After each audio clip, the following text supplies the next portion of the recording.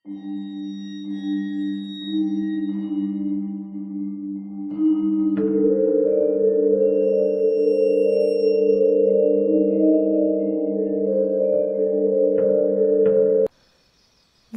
දකිද්දිම හාන්දුරුවන්ගේ දැස්වල පුදුමයත් ඒ එක්කම උපන් බියමුසු ගෞරවයත් එකවර ලියවුණා.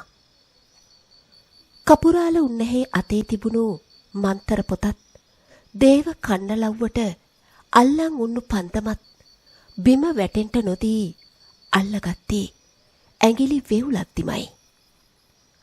අවකන බුදුහාමුදුරුවන්ගේ සෙවණැල්ල වැව් දිය මතට වැටිලා මහා රෑ හමන සුළඟ වෑකන්ද සිසාරා යද්දී හාමුදුරුවෝ දිගු සුසුමක් හෙලලා වලසම අතින් පිරිමැද්දා.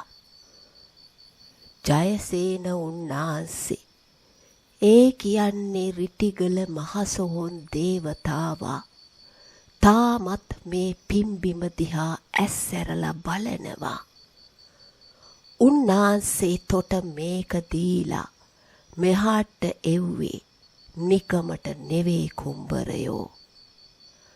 මේ යන ගමන මහා ලේ ගඟක් මැදින් යන ගමනක්. මාගගේ හැතිකරේ කලාගම් පත්තුවම ලෙයින් තෙත් කරලා ඉවරයි.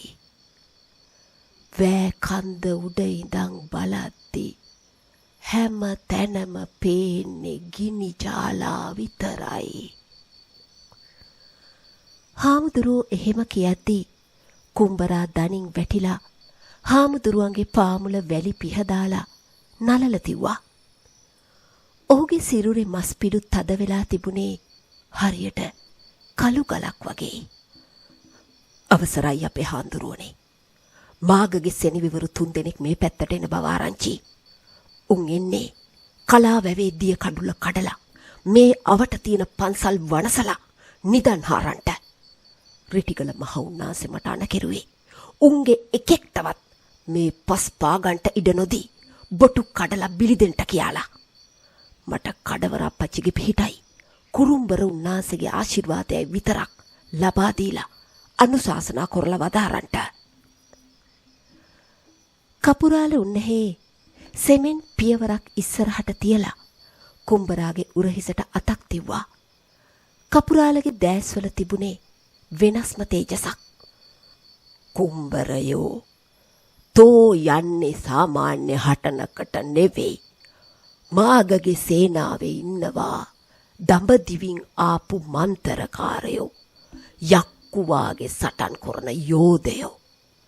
උන් එක්ක තනි කෙලියෙන් හරියන්නේ නෑ. තොට මහසෝන් යක්ෂයාගේ බලය ඇඟට ගන්ට සිද්ධ වෙනවා. රිටිගල කන්දෙන් තෝ උගෙන ආපු අංගං ශිල්පය අද රැට මේ කලාවැව බැම්ම උඩ අත්හදා බලන්ට වෙනවා. මේ වලස් සමතොගේ පිටට දාගනින්. ඔළුවට වලස් ඉහදාගනින්.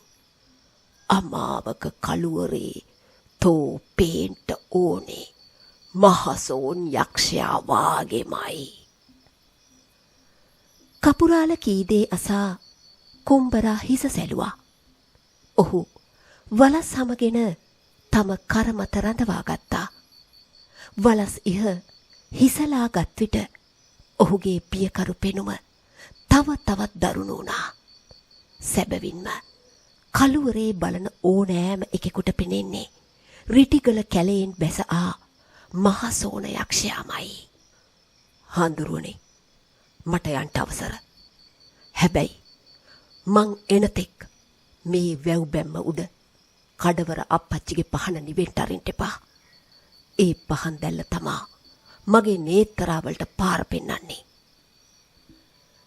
කුම්බරා එසේ පවසා වෑ කන්දෙන් බැස කැලෑ මණ්ඩිය දෙසට සෙමින් පියවර තැබුවා. වනාන්තරේ රැහැයියන්ගේ නාදය එන්නම වැඩි වුණා. ගස් අතරින් හමා ආ සීතල සුළඟ කුම්බරාගේ ගත දැවටෙද්දී ඔහුගේ හදවත තුල ඇති වුණේ වෛරයෙන් පිරි නොසන්සුන් බවක් පමණයි.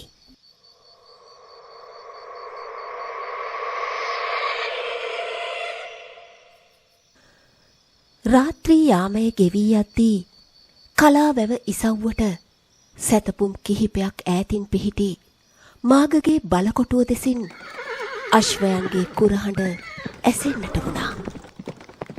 පන්දම් විලක්කු 50කට වඩා දල්වාගත් මාගගේ සොල්දාදුවන් පිරිසක් කලාවැව දෙසට ගමන් කරමින් සිටියා. ඔවුන්ගේ පෙරමුණේම පැමිණියේ දඹදිව සිට පැමිණි මහා සෙනවියෙකු වූ කාර්තියේගර් නැමැති ක්‍රූර හටන්කරුවා. ඔහු දිගු කඩුවක් ඉනේලාගෙන උඩඟු ලීලාවෙන් අශ්වයා පිට නැගී ආවා.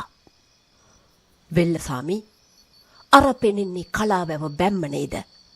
අද රැට ඒ වැවේ දිය කවුලුව කඩලා සිංහලුන්ගේ කුඹුරු යායවල් සේරම වනසන්ට ඕනේ. ඊට පස්සේ අර පෙනෙන පන්සල් වනසලා රන් රිදී සේරම අපේ කොටුවට අරගෙන යන්න ඕනේ. කාර්තියේගර් තම සගයාට දෙමළෙන් පැවසුවා.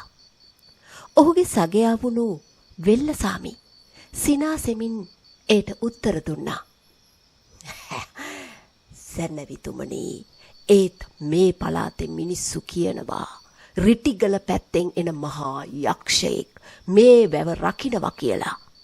ඊයේ රාත්‍රියේත් අපේ හේවායෝ 4 දෙනෙක්ගේ බොටු කඩලා දාලා තිබුණා කැලේ මැත්තේ. ඒ කතාවට කාර්තියේගර් මහ හඬින් සිනාසුණා. යකෙක්, සිංහලුන්ගේ බොරු කතා. මගේ කඩුවට කැපෙන්නේ නැති යකෙක් මේ ලෝකේ නෑ බොල. යමල්ලා, අද රැට ඒ යකාවත් අල්ලගෙන පණ පිටින් පුච්චමු.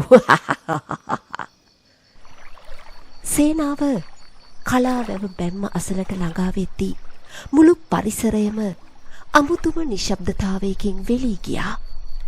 රැහැයියන්ගේ සද්ද පවා නැවතී තිබුණා. වැව පුරා තිබුණු නෙළුම් කොළ සුළඟට සෙලවුනේ අද්භූත තාලයකටයි. අශ්වයන් නොසන්සුන් වී කුර පොළවේ ගසන්නට වුණේ කිසියම් අනතුරක ඉව වැටුණා වගේ. හදිසියේම වෑකන්ද උඩ තිබුණු කඩවර දේවාලය දෙසින් භයානක හූහඬක් ඇසුණා. එය මුළු කලාගම් පත්තුවම දෙදරුම් කවමින් ගලා ගිය මහා බිහිසුණු හඬක්. අශ්වයන් බියෙන් කුලප්පු වී දෙපයින් නැගී සිටිද්දී සොල්දාදුවන් පන්දම් එළිය වෑකන්ද දෙසට හැරෙව්වා. පන්දම් එළියෙන් ඔවුන් දුටු දර්ශනයෙන් උන්ගේ ඇඟිලි වෙවුලන්ට වුණා. වැව් බැම්ම උඩ අවුකන බුදුරුවට මදක් එහයින් සාමාන්‍ය මිනිහෙකුට වඩා උස ඇති මහා කළු සෙවණැල්ලක් හිටගෙන සිටියා. උගේ හිස මුළුමනින්ම වලසෙකුගේ හිසක් හා සමාන වූ අතර මුළු සිරුරම ඝන කළු මවිල් වලින් වැසී තිබුණා. උගේ දැස් ලේ පැහැයෙන් බැබළුනේ රාත්‍රියේ පත්තු වෙන ගිනි අඟුරු වාගේ. මාසෝනා! එක් සොල්දාදුවෙක් බියෙන් කෑ ගසමින් අශ්වයා පිටින් බිමට වැටුණා. බය නොවෙල්ලා, ඕකා මිනිහෙක්. විදපල්ලා ඊතල. කාර්තියේගර් කෑ ගැහුවා. හමුදාවේ දුනුවායන් 10 දෙනෙක් එකවරම ඊතල අමුණා වෑකන්ද උඩ සිටි රුව දෙසට විදින්ට වුණා. නමුත් සිදු වූයේ අදහාගත නොහැකි දෙයක්. ඊතල වැදෙන්නට මොහොතකට පෙර ඒ කළු රුව අකුණක් මෙන් වෑකන්දෙන් පහළට පැන්නා. ඔහු ගල් තලාව දිගේ ඇදී ආවේ 4 ගාතෙන් දුවන වලසෙකුගේ වේගයෙන්. තප්පර කීපයක් යන්නට මත්තෙන් කුම්බරා සොල්දාදුවන් මැදට කඩා වැදුනා.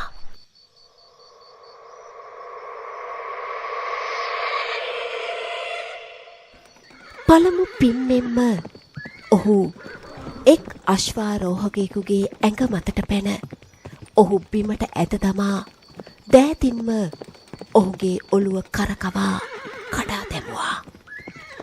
කටස් හඬින් බෙල්ල කැඩී යද්දී ලේ ධාරාවක් කුඹරාගේ වලස් හම මතට වීසි වුණා. මරාපියවෝ කව. වෙල්ලසාමි කඩුව උරුක් කරගෙන ඉදිරියට පැන්නා. කුඹරා ඊටාම සැහැල්ලුවෙන් ඔහුගේ කඩු පහර මග හැරියා. රිටිගල ජයසේනගෙන් ඉගෙනගත් අංගම් ශිල්පයේ අඩි හැසිරවීම් ක්‍රියාත්මක කරමින් ඔහු වෙල්ලසාමිගේ දකුණු අත අල්ලා එක පාරින් එය පිටුපසට කරකවා උරහි සන්ධියෙන් ගලවා දැමුවා. වෙල්ලසාමි වේදනාවෙන් මොරදෙද්දී කුඹරා ඔහුගේම කඩුව උදුරාගෙන වෙල්ලසාමිගේ හිස එක පහරින් ගසා දැමුවා. හිස නැති කඳෙන් ලේ විදිද්දී මුළු සේනාවම මරබියෙන් සැලෙන්නට වුණා. කුඹරා ලේයින් තෙත් වූ කඩුව අතැතිව ඉතිරි සොල්දාදුවන් දෙසට තම රතු දෑස් හැරෙව්වා. ඔහුගේ මුවින් නැවතත් මහා බිහිසුණු හූ හඬක් පිට වුණා. අද තොපි එකෙක්වත් පණ පිටින් මේ කලාවැව් බැම්මෙන් එහාට යන්නේ නැහැ. කුඹරා ගිගුරුවා. කාර්තියේගන් තමන්ගේ අශ්වයා ඉදිරියට මෙහෙයවමින් කඩුව අතට ගත්තා. ඔහු දක්ෂ සටන්කරුවෙක් වූ නිසා බිය සැඟවීමට උත්සාහ කළා. ඔබ කවර වුණත් මගේ කඩුව අද තොගෙල්ලේ බොනවා. ඔහු සිංහලෙන් පැවසුවා. කුඹරා සිනාසුනා. ඒක යක්ෂයෙක්ගේ ගෙරවිල්ලක් වගේ. ඔහු කඩුව පසෙක තබා තම හිස් දෑත් දිගු කරමින් කාර්තියේගර්ට සටනට ආරාධනා කළා. රාත්‍රී අන්ධකාරයේ මැද කලාවැව් බැම්ම ලේ විලක් වීමට සූදානම් වෙමින් තිබුණා.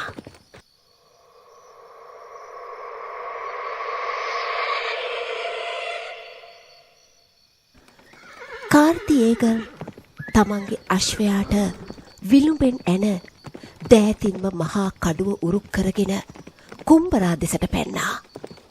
අශ්වයාගේ වේගයත් සමග එකතු වුණු ඒ කඩු පහර මිනිසෙක් දෙකට වෙන් කරන්නට වුවත් ප්‍රමාණවත්. නමුත් කුඹරා නොසැලී බලා සිටියා.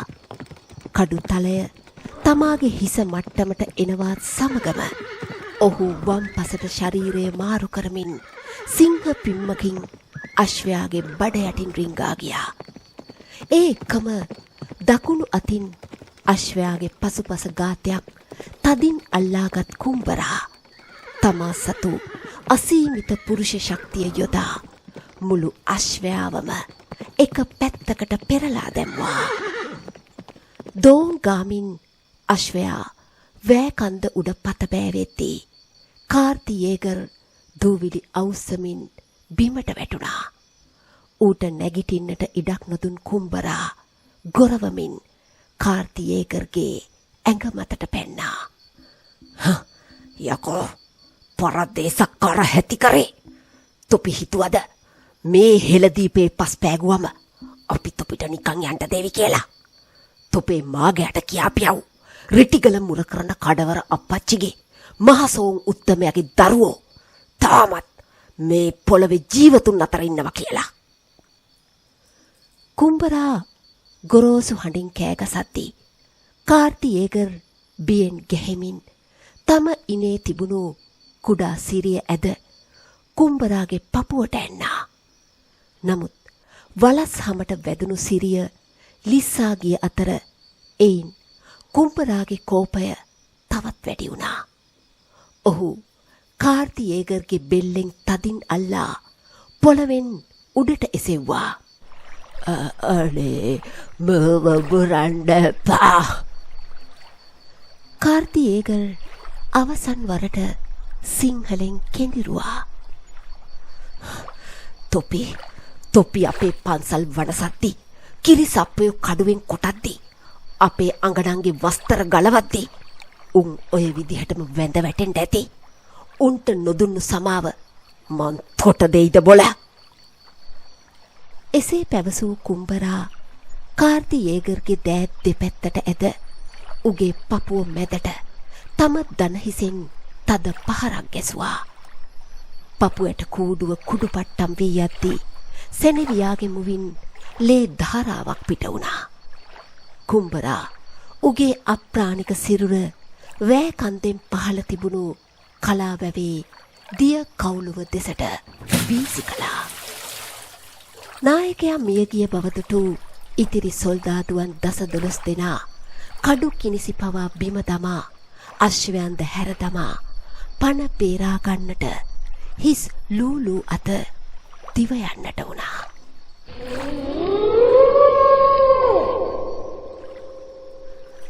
කලා වැව පුරා නැවතත් කුම්බරාගේ ජයග්‍රාහී හූහඩ පැතිර ගියා. වැව් බැම්ම උඩ තල්වා තිබුණු කඩවර අප්පච්චිගේ පහන් දැල්ල තවමත් නොනිවී දැල්වෙමින් තිබුණා.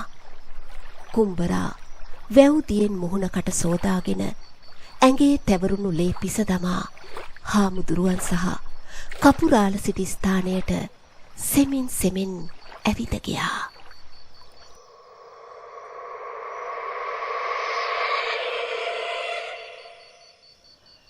සාදු සාදු කඩවර දෙයියන්ගේ අඩවිය රැකුණා. කපුරාල දෑත් හිස මත තබා වඳිමින් පැවසුවා. හාමුදුරුවෝ කුම්බරා දෙස බලා සිනාසුණා. උඹේ සටන අදින් ඉවර නෑ කුම්බරයෝ. මාගගේ මහා බල ඇණියක් රිටිගල කන්ද පාමුල තියෙන කළුදිය පොකුණ අසල කඳවුරු බැඳගෙන ඉන්නවා. උන්ගේ අරමුණ රිටිගල තියෙන රහස් වෙදපොත් සහ රන් ආභරණ කොල්ල කෑම. උඹ වහාම එහි යා යුතුයි. කුම්බරා හාමුදුරුවන්ට වැඳ නැවතත් රිටිගල බලා යාමට සූදානම් වුණා. ඔහුට තම ආදරණීය මැණිකේ මතක් වුණා. ඇය තනියම නිල්ගල දොළ අසල වෙසෙන්නේ මේ ව්‍යසනයේ මැදයි. පසුදා අලුයම වන විට කුම්බරා රිටිගල වනාන්තරයේ ඝන කැලෑව මැදින් වේගයෙන් ගමන් කරමින් සිටියා. රැය පුරා කළ හටනින් විඩාපත් වුණත් ඔහුගේ හිතේ තිබුණු වෛරය සහ වගකීම ඔහුව ඉදිරියටම මෙහෙයුවා. ඔහු නිල්ගල දොළ අද්දරට ළඟා වෙද්දී ඔහුගේ දැස් අදහාගත නොහැකි දර්ශනයක් දුටුවා. මැණිකේ ජීවත් වූ කුඩා පැල්පත ගිනිපත් වී අලු ගොඩක් වී තිබුණා. නිල්ගල දොලේ නිල් දිය දහර බොර වී තන තන ලේ පැල්ලම් විසිරී තිබුණා. මයි මැණිකේ! කුම්බරාගේ පපුව පැලෙන්නට වගේ ඔහු පිස්සෙක් මෙන් අලුගොඩ අවුස්සන්නට වුණා.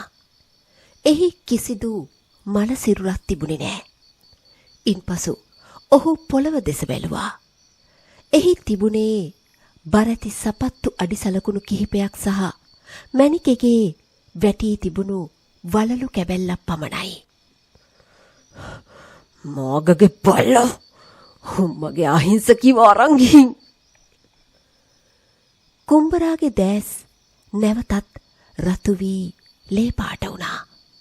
ඔහු වහාම වනාන්තරයේ පීරමින් අඩි සලකුණු ඔස්සේ කළුදිය පොකුණ දෙසට දිව යන්නට වුණා. පොකුණ අවට ප්‍රදේශය මුළුමනින්ම මාගගේ හේවායන්ගෙන් පිරී තිබුණා.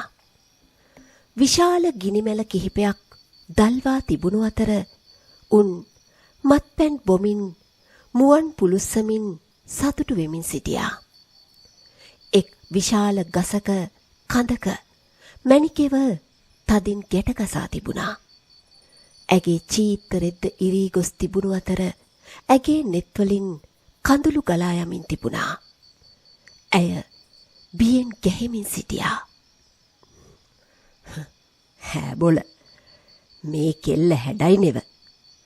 අපේ සෙන්පතිතුමාට මේ කිව පඳුරක් විදිහට දෙමු. එක හේවායෙක් සිනාසෙමින් මැණිකගේ නිකටෙන් ඇල්ලීමට උත්සාහ කළා. අතර්පමාව කාලකන්ණිය ඇති කරේ. අපේ අයියන්ඩි ආවම තොපේ ඉස්කිඩි තලල දාවි. මැණිකේ කෑ ගැසුවා. කවුද? අර රිටිගල ඉන්නවා කියන වලස් ගෙරියද? ඌවවත් අපි ඌව හම ගහනවා. සොල්දාදුවෙක් නැවතත් සිනාසුණා. හදිසියෙම කඳවුරේ තිබුණු විශාල ගිනි මැලයක් එකවරම නිවී ගියේ මහා හුලඟක් සමගිනුයි. වනාන්තරයේ ගස් අතරින් කළු සෙවණැලි කිහිපයක් වේගයෙන් ඇදී යනවා සොල්දාදුවන්ට පෙනුණා. මොකද්ද ඒ සද්දේ? උන් කඩු අතට ගත්තා. ගසක් මුදුනේ සිට කළු සෙවණැල්ලක් පැන කෙලින්ම මැණිකේ අසල සිටි සොල්දාදුවාගේ කර මතට පතිත වුණා. ඒ වෙන කවුරුවත් නෙමෙයි, කුම්බරා. ඔහු තම දෑතින්ම සොල්දාදුවාගේ හිස අල්ලා කරකවා උගේ බෙල්ල කඩා දැමුවා. ඉන්පසු වහාම තමා ළඟ තිබුණු කිරිච්චියෙන් මැණිකේ බැඳ තිබූ ලනු කපා දැමුවා. නගා වහාම දොලායින්නට දුවපන්. ආපහු හැරිලා බලන්න එපා. කුම්බරා ගොරෝසු හඬින් කීවා. අයියන්ඩි බලාගෙනයි. මැණිකේ කෑ ගැසුවා. කඳවුරේ සිටි සොල්දාදුවන් 50කට අධික පිරිසක් එකවරම කුම්බරා වට කරගත්තා. උන්ගේ අතේ හෙල්ල, කඩු සහ ගිනි පන්දම් තිබුණා. කුම්බරා තනියම ලේන් තෙත් වූ වලස් සම පොරවාගෙන කඳවුර මැද යෝධයෙකු මෙන් කෙලින් හිටගත්තා. ඔහුගේ මුහුණේ තිබුණේ මරණයේ සලකුණු විතරයි. රිටිගල අප්පච්චිලගේ නාමෙට අද තොපේ ලේන් මේ කළුදිය පොකුණ රතුදිය පොකුණක් කරනවා. කුම්බරා මහා හඬින් කෑගසමින් සතුරන් දෙසට කඩා පැන්නා.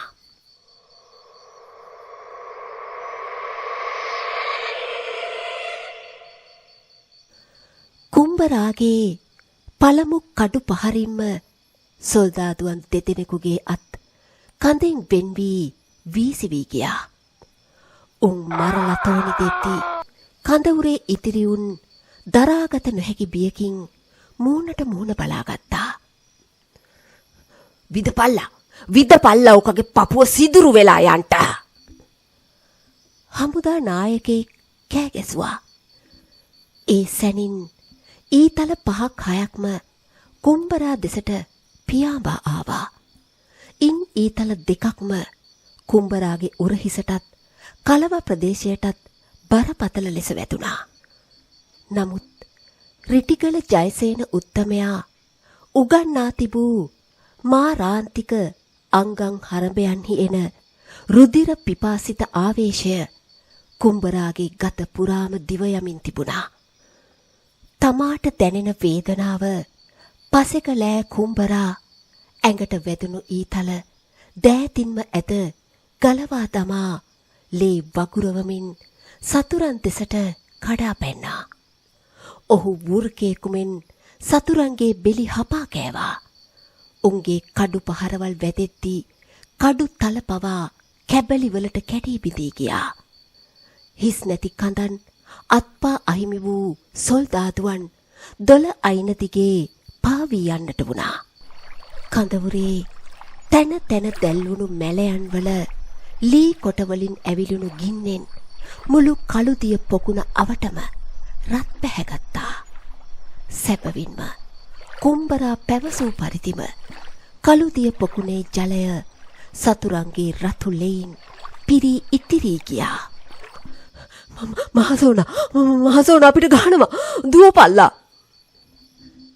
දෙවි ගලවාගත් ඉතිරි සතුරන් කිහිප දෙනා අවි ආයුධ බිම තමා වනාන්තරයේ දෙසට දිව ගියා.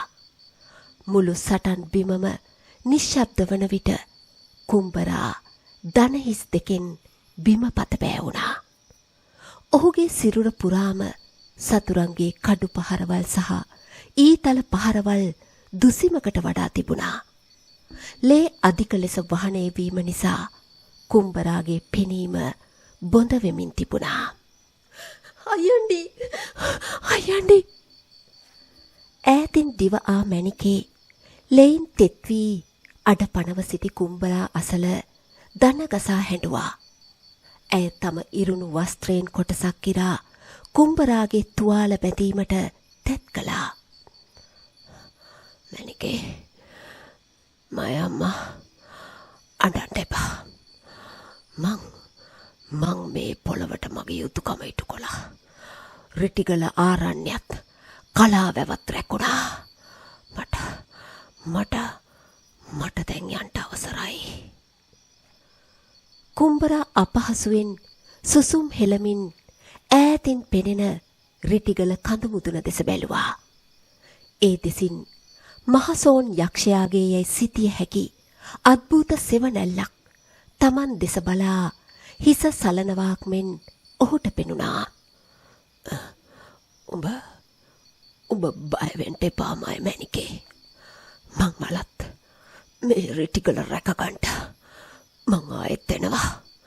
මං මේ කැලේම යක්ෂයෙක් වෙලා හරි උඹලව රකින්නවා මැණිකේ. අවසන් වදන් කිහිපය කෙඳිරි ගෑ කුම්බරා මැණිකේ උකුල මතම දැස් පියාගත්තා.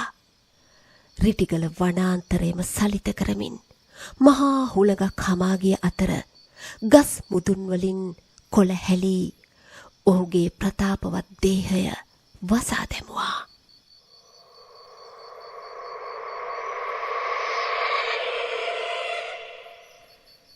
කළු දිය පොකුණේ රතු පාට වී ගිය දියපාර දෙසින් නැගුණු මීදුම් පටල මුළු වනාන්තරයම වසා ගනිද්දී කුම්බරාගේ දැස් සදහටම පියවෙන්නට මෙන් බර වුණා. ඔහුගේ හුස්ම පොද පපුව පතුලේම හිරවෙමින් එද්දී මැණිකේ ඔහුගේ ඉස ළඟ ඉඳන් මොරදුන් ලතෝනිය රිටිගල ගල් කුලක හැපිලා දෝංකාර දුන්නා. සතුරන්ගේ මලකුණු තැන තැන වැටිලා තියුණු ඒ මූසල බිමට හදිසියේම කොහෙන්දෝ ආපු මහා සුවඳක් මුහු වුණා. ඒ සුවඳ මල් සුවඳක් හා සඳුන් සුවඳක් සමග මුහු වුණු අලුත් වැස්ස වැටුණු වෙලාවක පොළවෙන් මතුවෙන අමුතුම සුවඳක්. අඬන්න නැතුව හිටින් කෙල්ලේ. මේ දැඩියා තවම වලපල්ලට ගියේ නැතුවා. ඒට කලියෙන් මේකට කොරන්ට තක්කෙටම කෙරෙන වෙදකමක් තියෙනවා. කළු අඳුර කපාගෙන දොළ අයිනේ පඳුරු අස්සෙන් මතුවුණේ වයෝවෘද්ධ පෙනුමත් තියුණු හැරමිටියක් වාරු කරගත්තු මහල්ලෙක්. උන්දගේ කරේ එල්ලාගෙන උන්නු පන් මල්ලෙන් මහා ඖෂධීය සුවඳක් වහනය වෙන්න වුණා. හිස මුදුනේ බැඳි ජටාවත් දිගු සුදු රැවුලත් නිසා උන්දෑ රිටිගල කැලේ වෙසෙන අද්භූත රහස් දන්නා පැරණි වෙද මහතෙකු වග පෙනුනත් උන්දගේ දැස්වල තියුණු තේජස මිනිසෙකුගේ නෙතකට ඔරොත්තු දෙන જાතියේ එකක් නෙවෙයි. ඒ ආර්යවන්ත ලීලාවෙන් වම් අතින් වක් කැත්තක් මෙන් පෙනෙන ලී දණ්ඩක් වාරු කරගෙන සිටගෙන සිටි වයෝවෘද්ධ මිනිසා දුටු මැණිකේගේ හිතේ කුම්බරාගේ හුස්ම පොත ගැන නැවතත් විශාල බලාපොරොත්තුවක් ඇති වුණා. අනේ මුත්තණ්ඩි මම අයියන්ඩිට ඊතල පහරවල් වැදිලා උන්දගේ ලේ ධාතු සේරෝම මහ පොළොවට හැලිලා හවරයි. අනේ මම පණ ඇරලා මේකව බේරලා දෙන්න. මැණිකේ වෙද මහතාගේ පාමුල වැටි වැඳ වැටුණා. බයගන්තකාරි නෑ කෙල්ලේ. මූ කලාගම් පත්තුවේ පස් පිඩැල්ල වෙනුවෙන් කඩවර අපච්චිගේ අභිමානය වෙනුවෙන් ලේ හලාපු එකෙක්. මූව මරන්ට මාරයට වුණත් අහවල් බලයක් නෑ. වෙද මහතා එහෙම කියමින් කුම්බරා අසල වාඩි වුණා. උන්දෑ තමන්ගේ පන් මල්ල ඇතුළට අත දමලා රිටිගල කන්දේ ඝන අන්ධකාරයෙන් පිරී මිටියාවත්වල පමණක් වැවෙන මිය යන මිනිසෙකුට වුණත් පණ දිය හැකි සුවිශේෂී දිව්‍ය ඖෂධීය කොළ වර්ගයක් අතට ගත්තා. ඒ කොළ දුටුවහම මැණිකගේ දැස් පුදුමයෙන් ලොකු වුණා. ඒ කොළ මතු පිටින් ලා නිල් පාට ස්වභාවයක් ගත්තා. වෙද මහතා එම ඖෂධීය කොළ 12 අයිනේ තිබුණු කළු ගලක් මත තබා තමන්ගේ හැරමිටියෙන් තලා සිනිඳුවට අඹරන්නට වුණා. උන්දෑ මුවින් නොනවත්වාම අද්භූත මන්ත්‍රයක් මිමිනුවා. ඒ මන්ත්‍ර හඬට කළුදිය පොකුණේ ජලය පවා සෙලවුණා. හොඳින් ඇඹරූ කොළ ඉස්ම කුම්බරාගේ පපුවේ සහ කලවාවේ තිබුණු දරුණු ඊතල තුවාල සහ කඩු පහරවල් මතුපිට උන්දෑ ඉතා සීරුවට ගල්වන්නට වුණා. ඖෂධීය කොළ ඉස්ම කුම්බරාගේ සිරුරට වැතුණු සැනින් ඔහුගේ තුවාලවලින් ගලමින් තිබුණු ලේ ගමන ෂණිකව නතර වුණා. ඔහුගේ ඇතුල් පපුවේ නවතින්නට ඔන්න මෙන්න තිබුණු හෘද ස්පන්දනය මහා බෙර සද්දයක් මෙන් නැවතත් ඇසෙන්නට වුණා. ගාමින් මහා සුසුමක් හෙළූ කුම්බරා එකවරම දැසැරියා.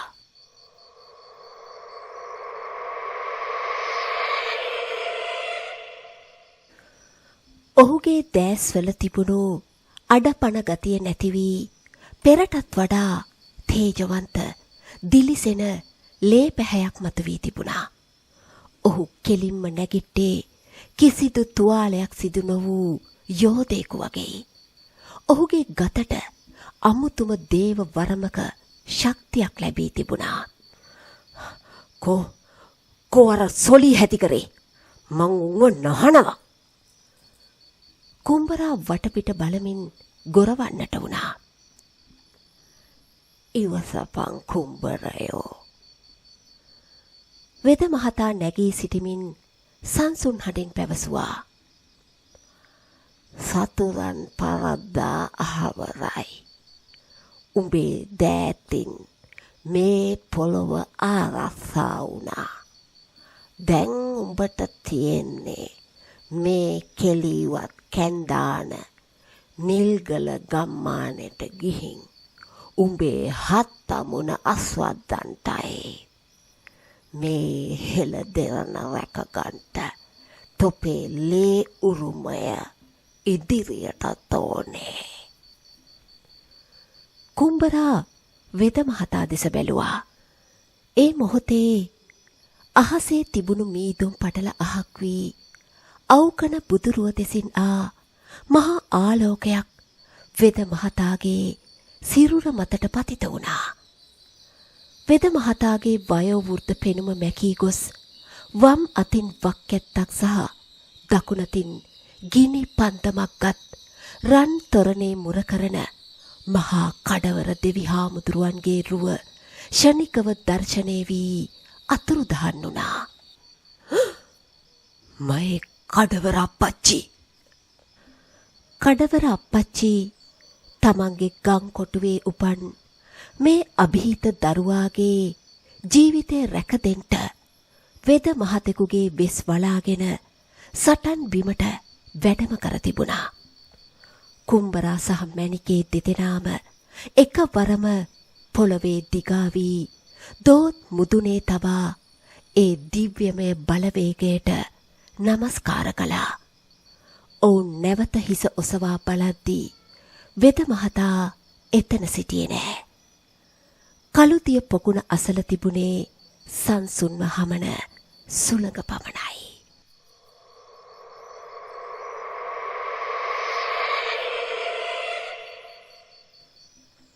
මාස කිහිපයක් ගත වුණා. කලාගම් පත්තුවට නැවතත් වසන්තය උදා වී තිබුණා. මාගගේ සේනාවන් කලාගම් පත්තුවෙන් පමණක් නොවේ මුළු රටින්ම පළවා හැරීමට මහා පරාක්‍රම බාහු කුමාරයාගේ සේනාවන් සමත් වෙලා තිබුණා. නිල්ගල 12 ගිනිබත්තුණු කුම්බරාගේ පැල්පත නැවතත් අලුතින් නිදි වුණා.